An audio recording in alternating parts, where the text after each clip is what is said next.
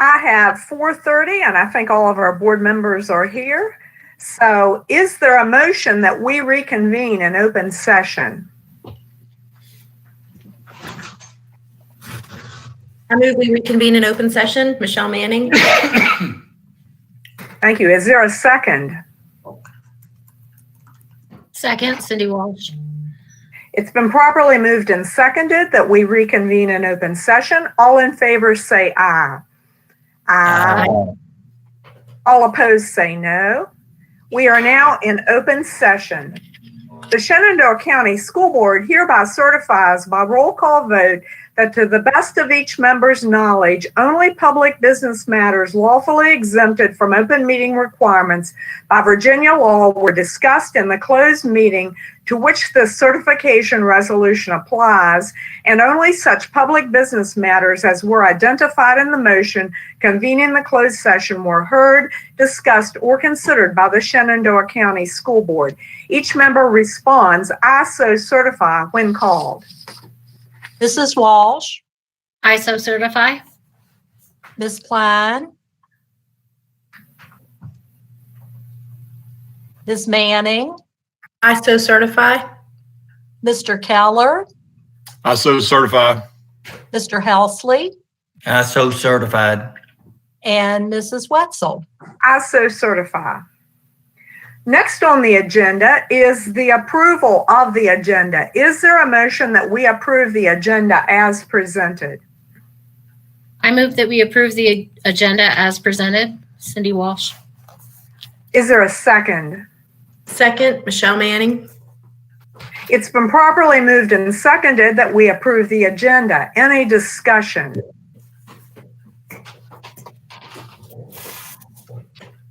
Hearing none, all in favor of approving the agenda as presented, please say aye. Aye. All opposed say no. The agenda is approved. The Shenandoah County School Board welcomes public comment during each regular meeting and schedules 2 public comment sessions during each meeting, one for the agenda items near the beginning of the meeting and the other for non-agenda items at the end of the meeting.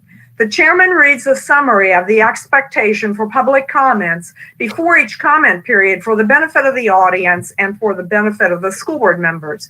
Speakers will be called in the order in which they signed up. School board members do not respond to public comment during the meeting.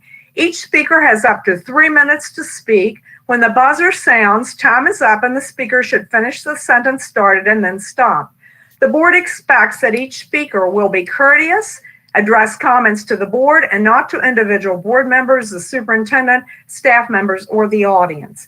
And I think right now we have one person signed up, Nick Rhodes. Hi, can you hear me? Yes. All right. Hey, good afternoon, everyone. My name's Nick Rhodes, math teacher at Strasburg High School, and I'm speaking as an individual today. And my address is 216 Fox Drive, Winchester. First, I would like to commend the school board and the administration for the time and effort put into reopening our schools this fall. It has not been easy, but I am confident in our leadership. We are all looking forward to getting back to our students, even if our model of school will be different. Blended learning will provide a unique style of learning and teaching. I look forward to professional development on learning how to use Schoology when we return on our professional work days. And second, I would like to commend the proposed revision of the Student Code of Conduct. It emphasizes communication and collaboration among parties involved in a student's education. Good communication is healthy. Although longer and more detailed, the charts of behaviors and responses are clearer. Moving away from a, quote, zero tolerance and punishment only discipline, end quote, model will be a challenge for some. It will require a change in mindset. It would behoove the school board and the administration to consider offering professional development to faculty and staff on this student code of conduct. If we can learn and talk about it before school starts, then the more effective this code can be. Having honest discussions with our students will also be important. I would like to offer one suggestion. Could it be possible to add a preamble devoted to proactive and preventative practices? that can alleviate many common discipline issues. Effective discipline is rooted in anticipation. I think this addition could take the code to the next level. Thank you for your time. Thank you, Mr. Rhodes. I don't have anyone else signed up. Ms. Rittenauer, do you have anyone else signed up? No, ma'am, I do not. Hearing no one else? Madam Chair, is it within bounds for people who didn't sign up to comment? Not familiar Yes, with your sir. procedure. Yes, Well, sir. Thank you. So is this the time? Yes, Mr. Atwood. Good afternoon. This is Dennis Atwood. I'm at Murraytown, and I first need to ask a question. Is it correct that there is on your agenda the consideration of renaming a high school? No, that is not correct. Okay, thank you. Then I should not speak at this time, and I may wait until item 9.4. Thank you. All right, thank you. Is there anyone else wishing to speak on agenda items? Hearing none, let's move on to the consent agenda. Is there a motion to approve the consent agenda as presented?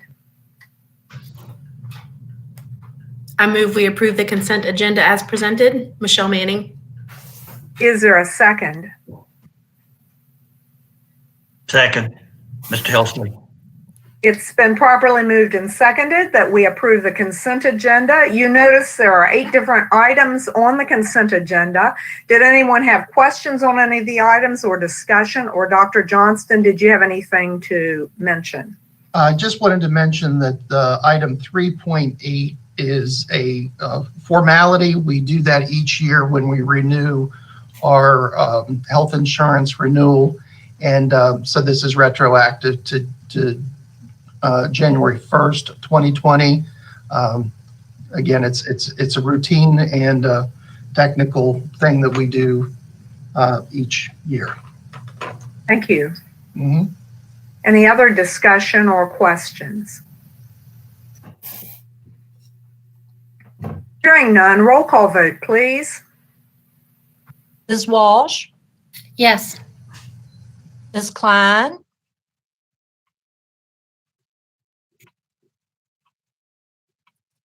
Ms. Manning, Yes.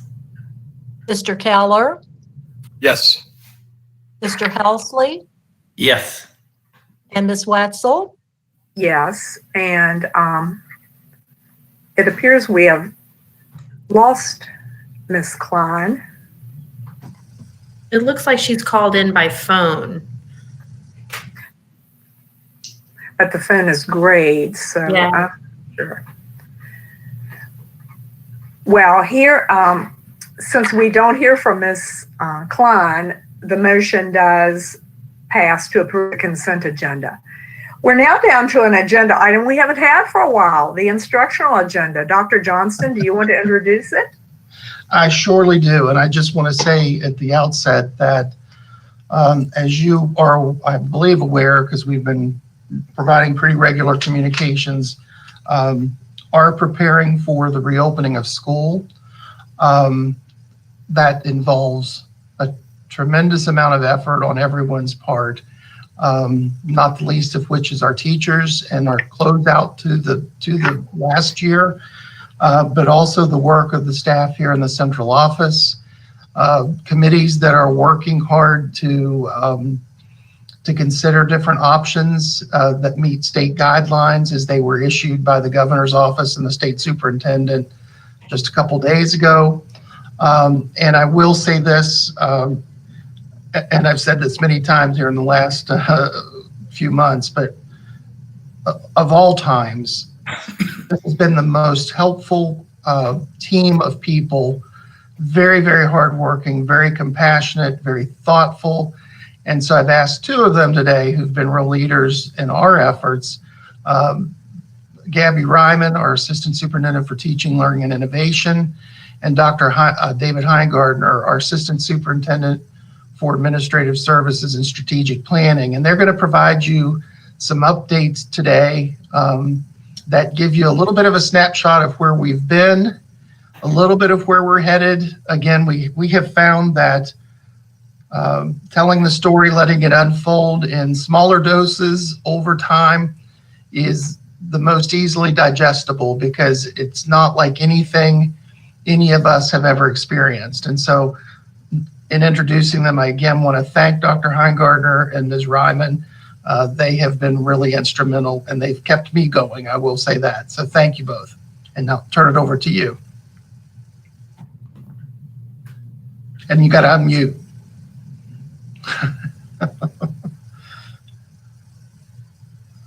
There you go. Thank you. Okay, well, thank you very much. Tracy, are you able to put the slide deck on the screen?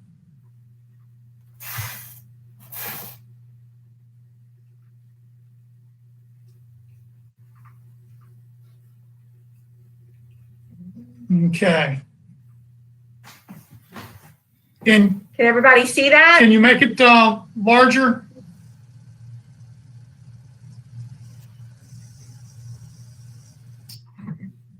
Maybe you can go.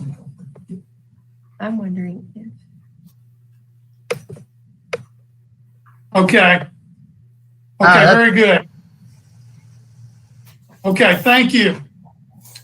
Okay, I just want to tell you that first of all, what you see here today is not set in stone.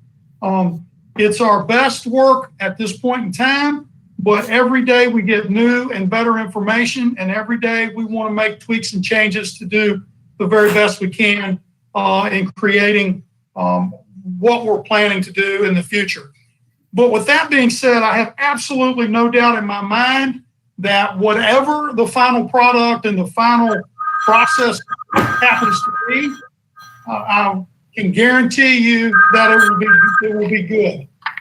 And it will be good because we have amazing teachers and we have amazing administrators in every one of our schools. And they are masters at creating amazing experiences for kids every day. So that's where the rubber hits the road, in the buildings, in the classrooms with teachers and administrators. And we're very blessed that they're going to be able to do whatever it is needs to be done. They're going to do a great job with it. I know that. So Tracy, if we can go to the next slide. Thank you. We're using this slide, and you can see the source that kind of gives a little bit of an introductory to the process here and the complexity of the whole process in one slide. It's from the VDOE Recover, Redesign, and Restart document that was sent out just recently. But before we look at the red boxes, I want to look at the upper left-hand corner of the blue words. And that's the umbrella on which we're working. That's our core. That's our center vision line that we're making decisions around. Everything from cafeterias to classrooms to buses. Everything runs through the vision of health and safety for all students and for all staff. That's number one priority. And so everything that we do is in that vein. So if we look at this slide right here to the far left, we begin with the social distancing, and you'll see a little bit what that's going to look like. But those bullet points in that box under for the social distancing give you an idea, give you a flavor. It's not everything, but it's many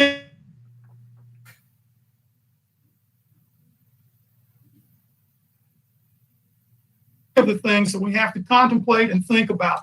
How many students can we fit into our buildings when we have to keep? That's obviously a huge driver in decision making.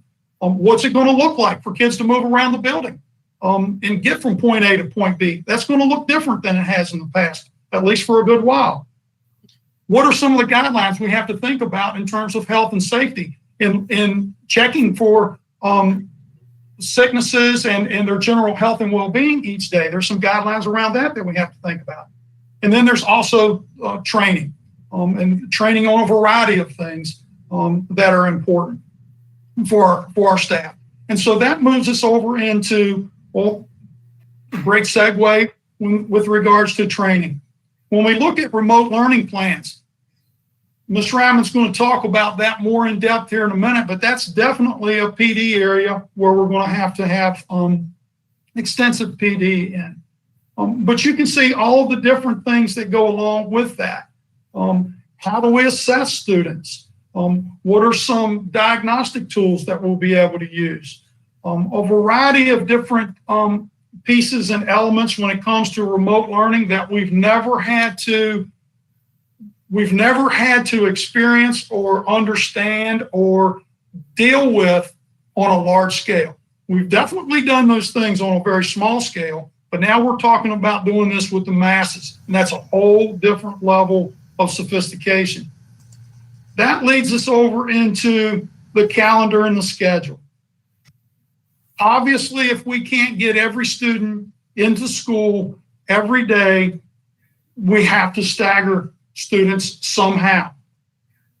That's a big portion and a big, that consumes a lot of our time and has consumed a lot of our time the past month. How can we get kids into the school? There's a lot of different ways that we could do this. I will tell you, some models, some places, we've read about this happening from California to Virginia, all over the country. Some places are only bringing in a subgroup of students. And I will tell you, from our building ranks, it was loud and clear. From our community group that we have working on this, it was loud and clear. We want all of our kids to be able to come to school every week, if at all possible. We want to see them face to face as much as we can. We don't want any of them that don't want to be there to not be able to be there. So how can we make that happen to the best of our ability? We know we can't do it every day in every building for every student. So how can we best make that happen? And Ms. Ryman's going to talk to you more in depth. I don't want to steal any of that work that she's done, and she's going to elaborate on that here in a minute. And then the last piece is the operational consideration. And transportation is the first bullet, and health and hygiene could probably be the real first bullet, but the second bullet is transportation. It is a huge operational consideration. How are we going to get students there? And just to cut to the chase, the reality of it is, right now, we do not believe that we're going to have the capacity to haul every single student who may want to come to school on the days that we've designated for them to come to school. And so we're working through a process of how we can equitably determine what students will be able to provide transportation to. That's a constraint we have to recognize. It's not something that's going to keep us from doing what we do. We just have to figure out how we can do it differently. Okay, let's move to the next slide then, Tracy, please. Thank you. Just a couple snapshots here real quick as I kind of wind down to give you a sense of what we're talking about. When we talk about social distancing in school, what does that really mean? What does that really look like? On the left-hand side in that picture of the classroom, you can see that's a typical classroom. On the right-hand side of that picture, you can see that's with a social distance setup. So right now, we're probably looking at approximately 10 to 12 students in each classroom. Maybe a few less in some classrooms, maybe a few more in other classrooms, but generally speaking, that's what we'd be talking about. On the transportation side, you can see the right-hand picture is a picture of a bus that is typically filled up with students. If it's socially distanced, we're not going to be able to do that. Now you'd be looking at staggering seats with one student to a seat. Obviously, that cuts down on our capacity and probably looking at 10 to 13 students per bus. We're fortunately able to have siblings sit together on a bus, so that would help us a little bit, or students who may live in the same household.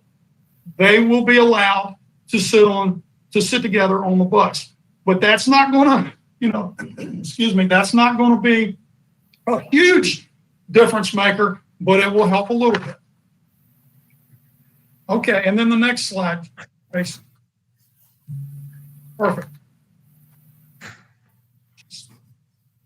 Yeah, a little bit further down. Right there, perfect. I wanted to try and just give you a sense about feeding students. We do not have the ability to bring all the students, even if on a reduced number of students in the school, we still aren't able to bring them all into the cafeteria as we normally have for lunches. So what's that going to look like? A lot of conversation around this piece. Right now, we're able to put 50 students into a large space. And at the same time, they have to have a 6-foot social distance between them. So cafeterias, as we've known them in the past, will not look the same. But one of the things that we want to try to really think about is how can we keep the food items and the meals preparation and all that in a centrally located place as much as possible to keep from having to take meals all over the school if we had to feed in the classrooms. That becomes a nightmare in terms of custodians and being able to keep clean and all of that. So the idea right now is, and this is not, again, it's not in stone. We're trying to figure out how can we do this? How can we get as many students to eat lunch in the cafeteria while maintaining a safe distance of 6 feet or more between themselves and still be able to meet the requirements of providing lunch during the time allotment that we have? It may mean that a few classrooms do need to be used for students to eat in, but the goal is to have them eat in the cafeterias as much as possible. And then the last little caveat that kind of goes along with lunches, and obviously for the safety reasons, no outside food or lunch guests are going to be able to come in as is sometimes something that happens in our schools, as most people know. So I just want to try and give you a little bit of flavor for some of those items that we've been working through. Okay, Tracy, you can go to the next slide. Thank you, Tracy. All right, so thank you, Dr. Heingardner. As he has shared with you, as you can imagine, those are a lot of stipulations, a lot of mitigation strategies that we have to work through as we plan to open the school year in August. And to that end, everything that he just described to you would also pertain to a summer setting. So trying to plan for a summer school with the extensive planning that we have for the coming school year, we've made the decision to not provide an in-person, to be able to provide summer school for K-8 students this summer. There's simply so much planning to go in preparing for the school year. We've had to make that decision. That being said, our iReady and iExcel, those programs that all of our K-8 students have access to, will remain available through the summer for those folks who would like to continue working in those programs. This month in June, though, since we can work with students virtually much easier because we don't have to work through all of those scenarios, our high school students are completing APEX courses, as they often do in the summer, completely virtually with teachers who are helping support them through that. We have some teachers specifically providing remedial support to students as well. I'm happy to report we have approximately 30 high school students participating in those courses across our division, and that's compared to about 18 last summer. So when compared to a traditional summer school scenario, we are seeing an increased amount of participation there. Additionally, as I know that you all have heard, when the school closure happened in March, there was some driver's ed instruction that is required to participate in person that students didn't get to complete. Depending upon the school, it was approximately 10 hours worth of instruction.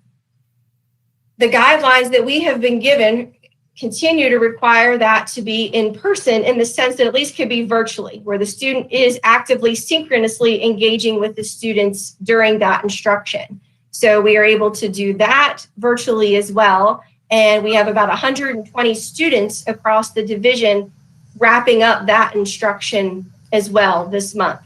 For the month of July, we hope to tentatively plan to re-offer both of those things, the APEX and the driver's ed, to any students we couldn't capture in June or who maybe their schedules conflicted, but we'll see who we get for the month of July as well. Ms. Ryman, All right. could you just let them know too about the difference between the classroom instruction and behind the wheel instruction? Correct. So the driver's ed instruction that they are receiving now is the in-class instruction they receive with the basic education about signs that you need to know before you drive, versus behind the wheel, which is physically in the car with an instructor practicing your driving. The guidelines that we have been given still prohibit that due to the inability to social distance in the vehicle. So we are unable to provide that instruction at this time. Thank you. Thank you. All right, Tracy, could I have the next slide, please? Okay, so looking ahead to 2021, there's so much to think about. So you heard about all of those mitigation strategies from a physical safety point from Dr. Heingardner. So I'm going to share a little bit with you about instruction. Given what he described, I think it's very clear we're unable to have all of our students every day as we have, as far as we, the past that we know of, the life that we've ever lived. And while that is not something we would choose, that is the reality we are faced with. So the planning has been based on how are we going to best work with the scenario we have and provide our students with solid, sound instruction, thus the blended learning model.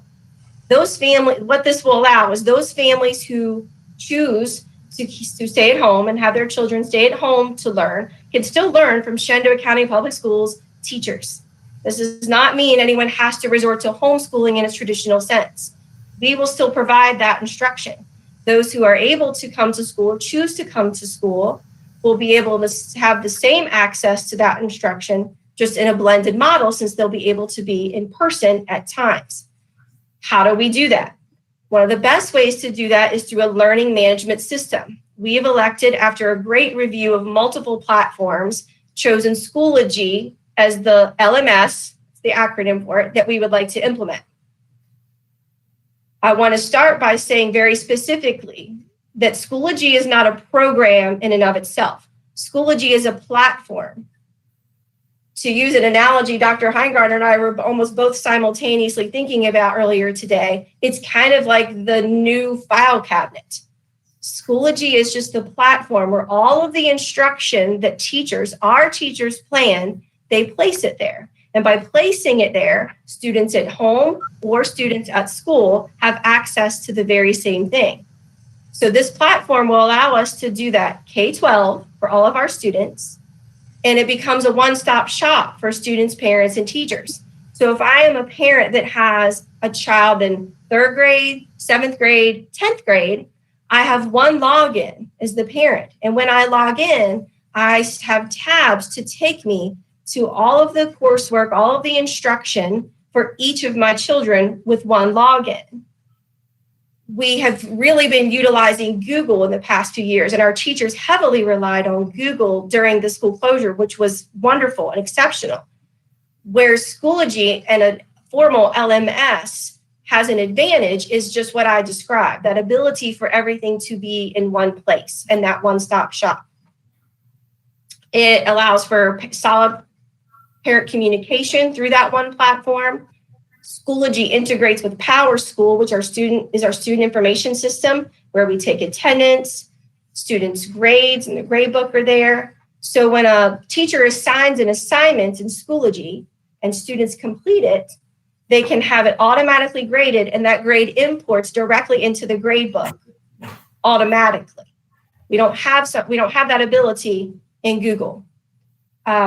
This program also integrates with existing instructional tools. Again, Google, everything that our teachers have been making that they've had in Google for a couple of years, they can easily transfer over into Schoology. Class Dojo is another popular platform that our teachers use, Seesaw. All of those things are compatible in Schoology. They can make and build assessments there, give assessments, and we can provide professional development through Schoology as well. So those are some great benefits to having this platform. One thing that I did not put on there, and I meant to because this is incredibly important, I apologize for not having the bullet. One of the biggest concerns we know for families is internet access. We know we have families in the community who don't have strong internet access.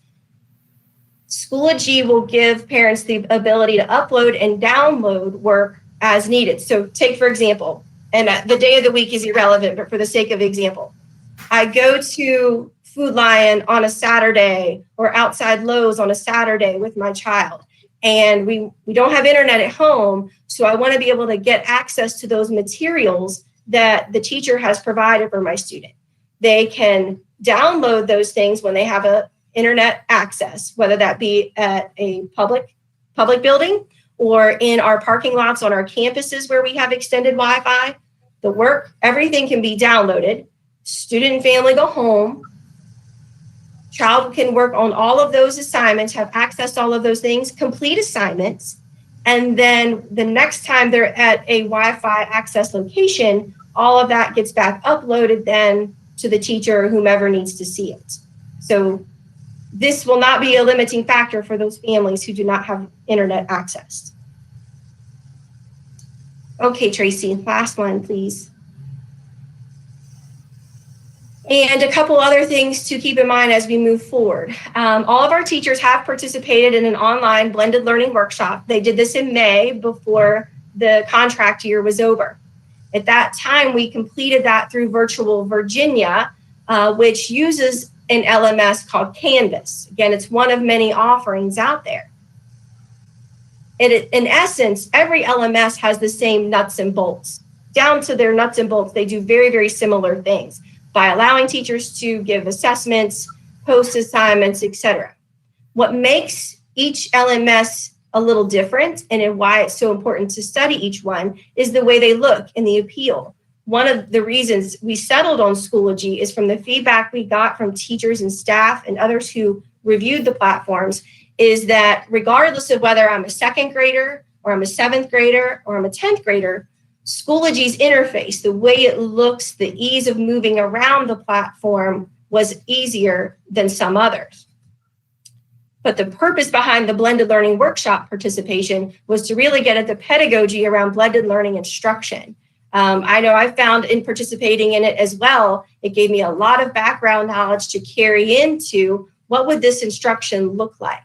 And it let us play in Canvas, another LMS, that again, kind of gives you that background knowledge you carry into the one that we're actually going to use with Schoology. So it had that exposure that we can transfer those skills.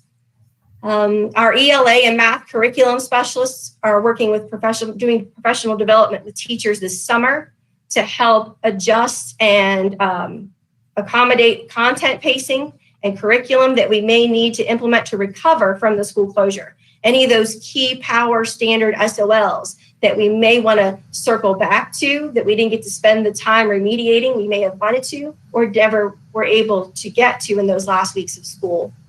And we also have our newly adopted ELA, English Language Arts instructional materials have been arriving. And in the month of July, teachers will be receiving virtual training on those tools in those textbook materials. And I have to say that because those are online as well, they integrate with Schoology and will be accessible there as well. So that whether it's in those actual textbook resources or whether it's within the platform itself, even our struggling readers can still have access to materials due to the read aloud that the platform provides, voice to text, various other accommodations that will help us be able to still provide instruction and supports to students.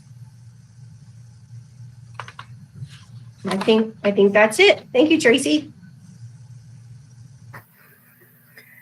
Thank you. Does anyone have questions or comments? Hearing none, thank you, Dr. Heingardner and Ms. Ryman. And like Dr. Johnston said, thanks for all everyone's been doing since March. It's been a tremendous effort. Thank you very much. Moving on to our informational agenda, we have policy updates. And Dr. Johnston, will Dr. Heingardner be handling this one? Actually, I'll make a few comments, and then if Dr. Heingardner has something to add, he's more than welcome to. But I want to start by, and I know your colleagues appreciate this, but Ms. Manning and Ms. Wetzel are serve on the policy committee.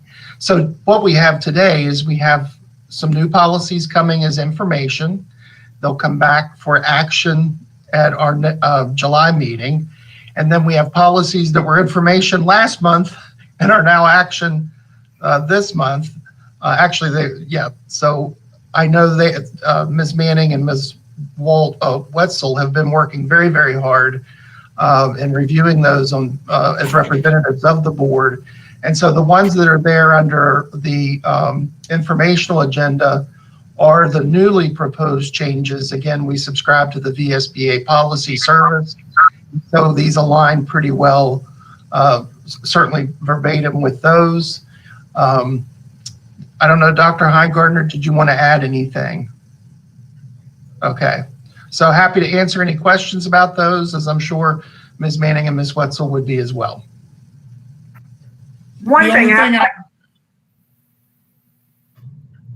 The only thing I would say is the blue link you should be able to access the policies in the blue link in board docs, but if by chance someone can't, just let me know and I'll make sure to figure out the problem and so that you can view it.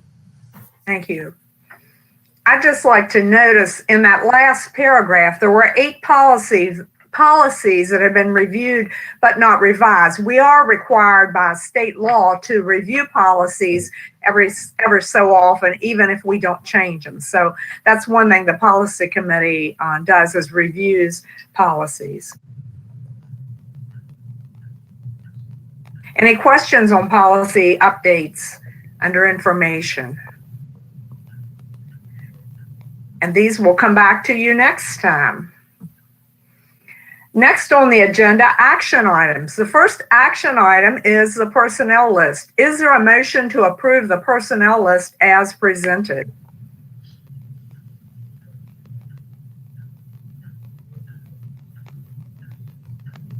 I move we approve the personnel list as presented.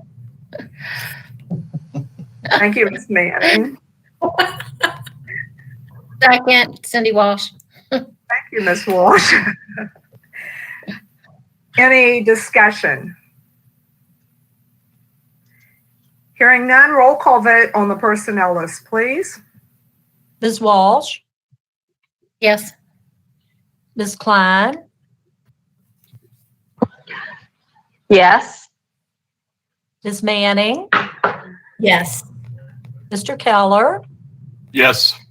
Mr. Helsley, Yes. Ms. Wetzel. Yes. Thank you. Next on our action agenda, policy updates. Now, these are the ones we were presented last month.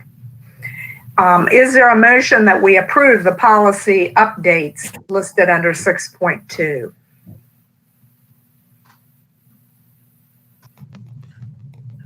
I move we approve the policy updates listed under 6.2.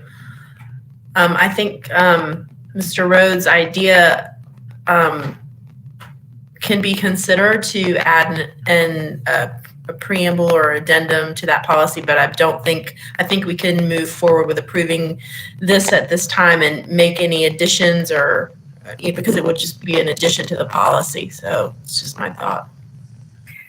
Thank you. Ms. Manning has made the motion. Is there a second? Second, Cindy Walsh. It's been properly moved and seconded that we approve the policy updates. Any other discussion?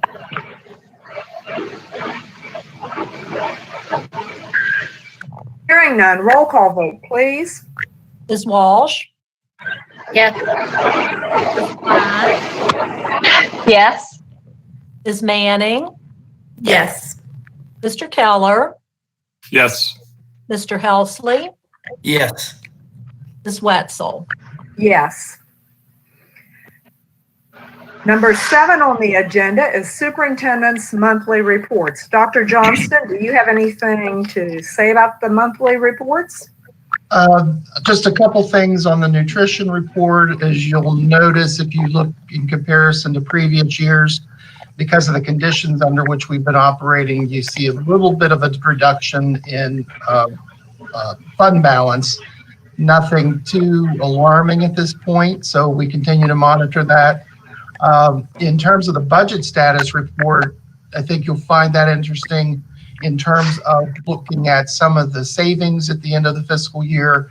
I do want to note just that it's important to remember that when we look at the lottery revenue reduction that we're experiencing, that is on the order of $250,000. So that was $250,000 of lottery revenue, and this is approximate, not the exact amount.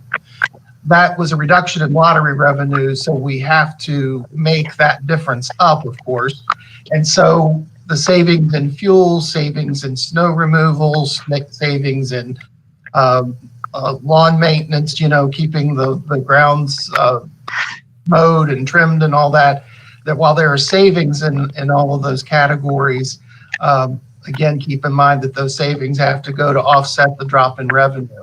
We're starting to get in our projections for tax revenue for the month of June. That's the last month of our fiscal year.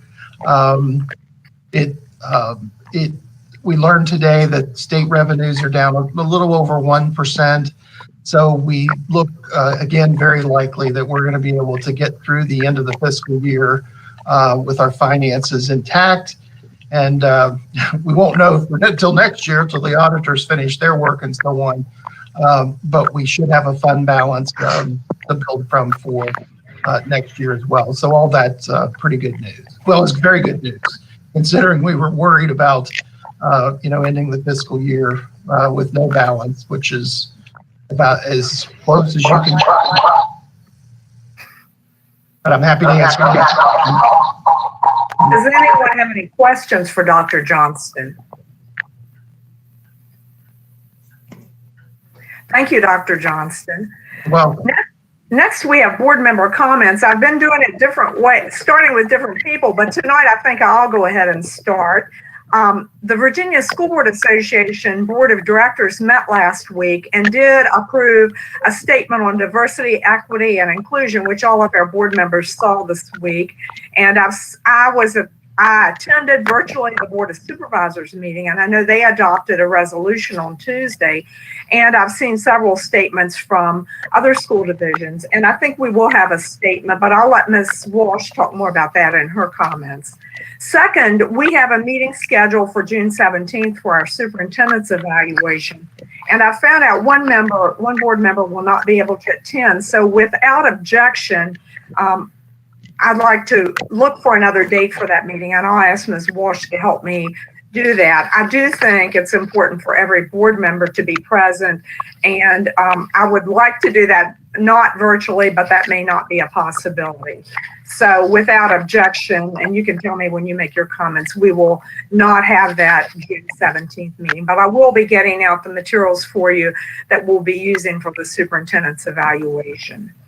Third, we have a strategic planning meeting scheduled for Thursday, June 25th from 2 to 5 p.m.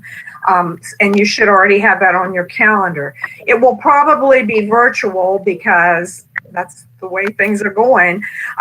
But instead of working like we usually do, evaluating our past year's strategic plan and tweaking it, we'll probably be doing some more urgent planning for school reopening, et cetera. And we may have some informational items and action items that we do along with that work session. So please keep that date in mind, and we'll plan to have it virtually, and then later, hopefully, we'll be moving to live meetings.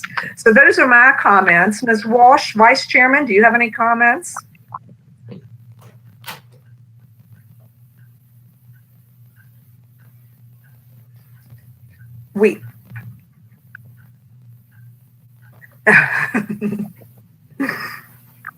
Hold on.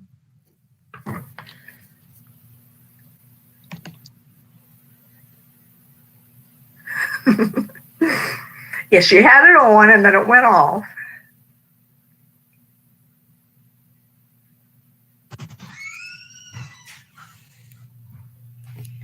Okay, my mute button is painfully slow. I don't know why. Can you hear me now? Yes. Okay.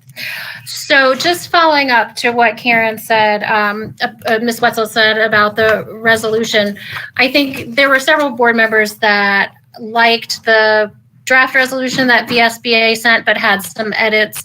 And I really liked the very strong resolution that the Board of Supervisors presented the other evening and passed, but I thought we needed to just slow down a little bit so that we could have some time to gather input on that resolution. So we're going to work on that over the next couple weeks. If anybody has any suggestions or edits, please send those to Ms. Wetzel and Dr. Johnston. Then the other thing that I wanted to mention is, well, I want to thank Dr. Heingardner and Ms. Ryman for their work on getting us all back to school in the fall. And I just wanted to ask everybody for their patience. We have almost 6,000 kids in our schools, students in our schools, but we don't have 6,000 teachers. So we can't, we have to do the absolute best we can, but we're not going to make everybody happy every minute along the way. So I just hope that everybody will be patient as we go through this process, you know, from teachers and admins to the community to parents to students. Just be patient. This is unprecedented. This has never been done before. It's a big, huge load. So I appreciate everybody being patient about that. I have my own questions about exactly how things are going to go and whether things were considered, but my plan is just to send those questions on to Dr. Johnston or put them on the Q&A document that we already have going so that they can be answered and they can be shared with Dr. Heingardner and Ms. Ryman going forward, and we can get those answers out there. That's all I had. Thank you. And thanks for that reminder about being patient. I think through this whole, ever since March, we've needed to be patient and extend some grace to one another. And so thank you for that. Next, I think we'll go to Ms. Klein. Can you hear me? Yes, ma'am. Okay, because it was thanks to Tim, who was having a lot of difficulty the first half of the meeting.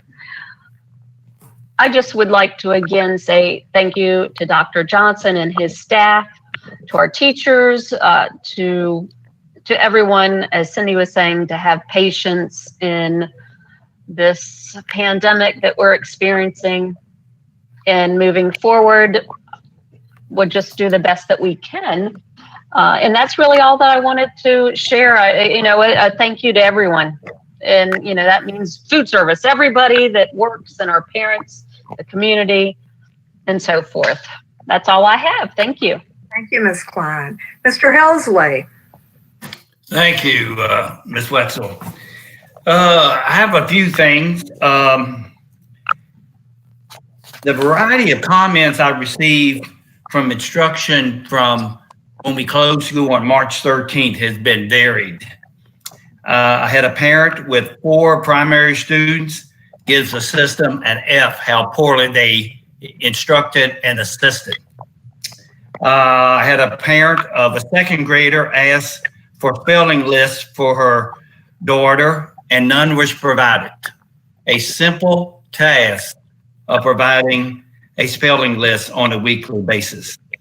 Then I had parents of a special ed student that said they got no support while that student was home since March 13th. Today, I talked to a 7th grade teacher at Muhlenberg who was more positive. They gave packets to their students. They reached out, called them, but only 10% responded, which I thought was not good as well. The visual learning workshops that all the staff was required to take, they told me it was a big waste of time.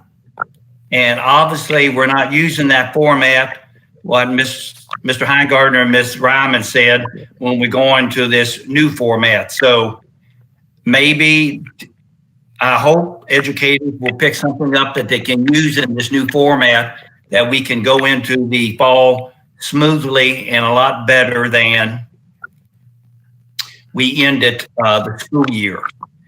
I know you all send a survey of parents, and I don't know how much they're going to have to say in this reopening, but I would like to see the response. And I know we can't do this, but a lot of parents think that all students should go back. If they go back to work, the students should go back to school. And I know what the government regulation, but I like to see what the response would be if we sent out another survey, what they think on that topic. And then I'm going to end on a more personal note. We all just approved Tracy Rittenauer resignation. Of course, I've known her a long time. She's my neighbor. She lives in Connicksville. How helpful she's been to I know Andrew and I for 6 months that we directly contact her. But I've known her for a number of years, and her daughter Heather was awarded a Harry Combs Scholarship from Central High School to attend UVA. And Mrs. Combs insisted, this was the first recipient of his scholarship, insisted that we take her out to eat. And what a pleasant lunch we had, the three of us. And she kept in contact with Mrs. Combs for years since she completed her degree at UVA. And that speaks volumes of a concerned parent and the leadership she instilled in her daughter. I didn't get to meet or work with her son, but I know he was just as corresponding and helping others as Heather was. So we're going to miss her. We will not replace her for sure, but we wish her well in Fairfax. Thank you. Thank you, Mr. Helsley. Last but not least, Mr. Keller.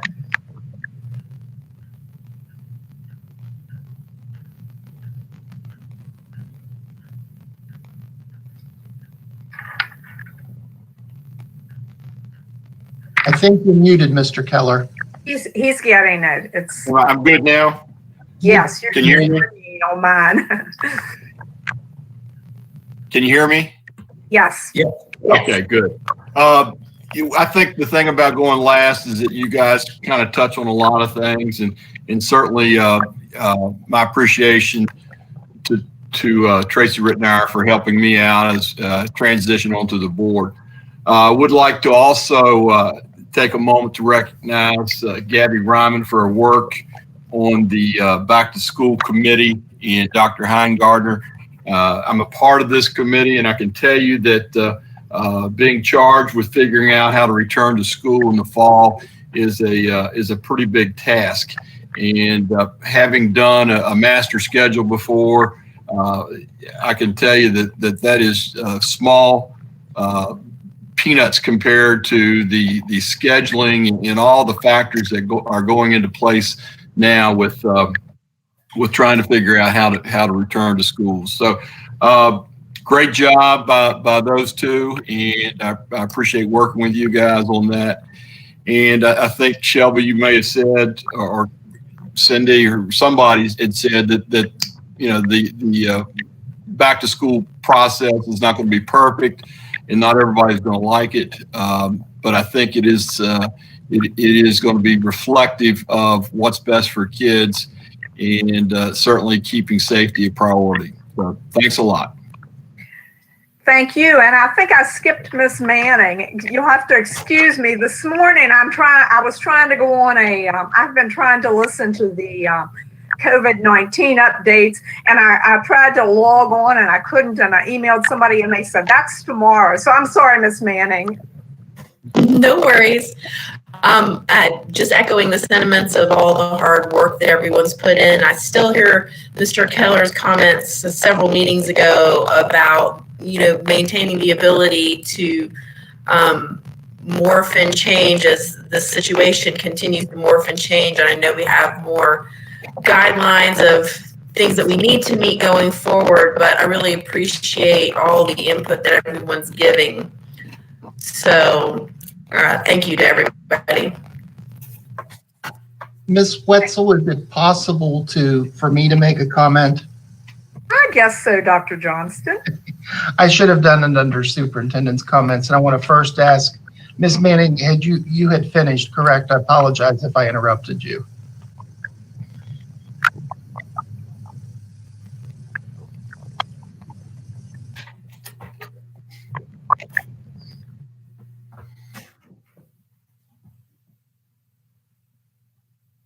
I think we've lost her. She's froze up. I'll go ahead, and what I wanted to say was this came up in our steering committee meeting this morning from a parent, and what she wanted to express was she had been in some conversations with members of the community who had expressed sentiment, something along the lines of, well, why doesn't Shenandoah County Public Schools just do what they should and just bring every kid back and ignore the governor's orders and ignore those directions from the Department of Health and the Centers for Disease Control and all that. So let me share with you what the implications of that would be. Number one, it would jeopardize 55% of our funding for our operational budget, which is the majority of our budget. That's number one. But perhaps more importantly, and this really is a matter of life and death, that if we were to choose to go our own route, ignore the guidelines and directions we're being given, the health department rules that were put in place, resolution, and God forbid we had a staff member or a student become infected and die, that would be on our hands and we would be liable for that. And that is not a risk that anyone is willing to take. So no matter what one believes about what the rules are or are not, the state has given us as much flexibility as they can, as far as we can understand. And I would note that divisions that have few cases, counties that have few cases, are going to be able to exercise more freedom. But the fact of the matter is, Shenandoah County cases and Shenandoah County deaths are among the highest in the state of Virginia, comparatively, at least per capita. And we are not in a position to chart our own course and not follow the guidelines as they've been laid out with the force of the governor's order and with the backing of the Lord Fairfax Health District, local health authorities, as determined by the Centers for Disease Control. So going our own path is not an option. So she wanted me to share that. I'll probably share that with our parent community as well, because I know that has been on some people's minds, and I've heard those comments, but that is not a course we were able to take, nor are we willing to take. Thank you. Thank you, Dr. Johnston. We're now to the point on our agenda where we have public and staff comments on non-agenda items. I'm not going to read all the rules like the 3 minutes and the board members do not respond, because I think you all remember those. And I do have 2 people signed up.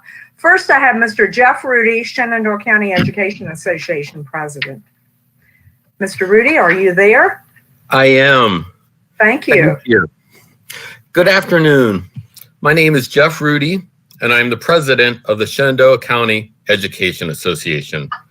I'm here this afternoon to applaud Dr. Johnson on his recent acknowledgement and recognition of the death of George Floyd, racism in America today, and the marginalized members of the African American community in Shenandoah County Public Schools. His statement is not alone, as various communities throughout Virginia are speaking out, including the city of Harrisonburg, Albemarle County, and Prince William County. To expand on Dr. Johnson's ideas, the Shenandoah County Education Association is asking that we are provided with diversity training for all teachers, staff, and student bodies, hire qualified minority candidates for employment, review the demographics of the school board office, develop a diverse K through 12 curriculum aligned with the VDOE standards, protect marginalized students from attacks in school and online, re-examine the student code of conduct, and provide a safe outlet for minority students to voice their opinions. And we call upon Shenandoah County Public Schools to utilize institutions and the SCEA to work collaboratively and with intentionality for the elimination of racism and bigotry in our schools and community. The SCEA now has a leader of equality and justice chairperson trained to recognize disparities and injustices in the communities and schools and to fight for equality for students and educators. And we hope that our leader of equality and justice chairperson will be part of the conversation of growth in our school systems in the upcoming school year and the future of Shenandoah County Public Schools. Furthermore, the SCA calls on all people of moral character in our community to stand with our brothers and sisters of color in demanding an end to the hate and oppression created by racism. And we applaud the Shenandoah County Board of Supervisors' adoption of their anti-racism resolution on Tuesday afternoon. We know true change will only occur in Shenandoah County Public Schools, as our Virginia Secretary of Education tells us, when policies and practices are reviewed and revised. And at the very local level, this starts with our school board, our school system, and within ourselves. The SCA thanks Dr. Johnson for his statement. We hope his words begins with help from the school board, the Shenandoah County Education Association, and our community to change policies, practices, and processes that negatively impact the African American students and other marginalized members of our community in Shenandoah County Public Schools. Thank you. Thank you, Mr. Rudy. And then I have Dennis Atwood on the list. Mr. Atwood, are you there? Thank you very much. Thank you very much, Chairman Wetzel. I actually, my subject of my comments are not germane to this meeting. Thank you for the opportunity nonetheless. And I commend all the updates and issues and the way the whole school system has been coping with these unusual times. Thank you. Thank you, Mr. Atwood. Is there anyone else who wanted to speak?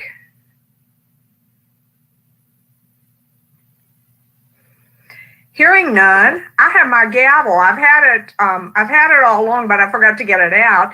But before I gavel the meeting closed, I'd like to do my personal thanks to Ms. Tracy Rittenauer, who keeps me on track. Somebody else is going to have to take over that big responsibility. And I'd like to really thank my fellow board members. You have been so good to work with on these virtual meetings, which make me the meetings make me very nervous, but you make it easier. So thank you very much, board members. And without further ado, the meeting is adjourned.